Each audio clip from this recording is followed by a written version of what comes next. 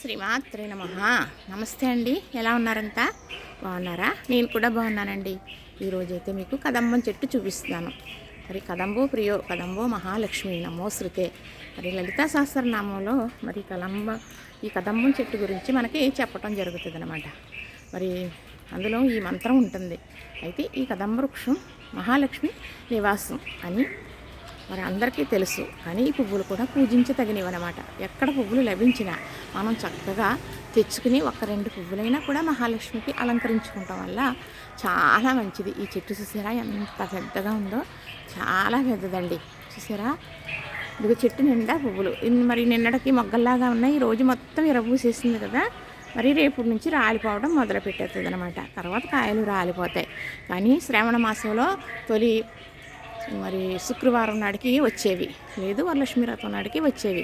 మరి వర్షాలు కదా ఇప్పుడు, ఈ వర్షాలకి తొందరగా లభించేసినాయి అనమాట. మాకైతే ఇలాగా మాకు వెనకాల కిటికీ వైపుకి ఈ చెట్టు ఉంటుందన్నమాట. ఇదైతే మీకు నేను చూపించాలని చూసి దండం పెట్టుకున్న శుభదాయకం అండి.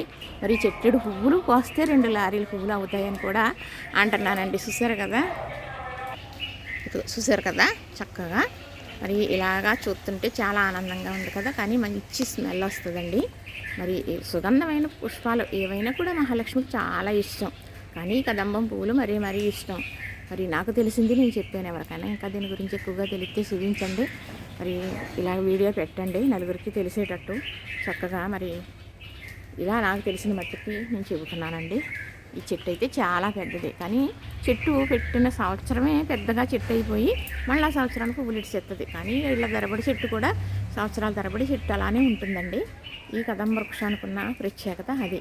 మహాలక్ష్మి నివాసం అందరికీ తెలిసిందే, నేను పదే చెప్పనవసరం లేదు. కానీ 2 పువ్వులు లభించినా కూడా చక్కగా అమ్మవారికి సమర్పించండి. చాలా చాలా మంచిదనమాట. చూసారు కదా కదంబం పువ్వులు చక్కగా చాలా నిండుగా చూస్తుంటే కనులకి విందుగా ఉంది కదా.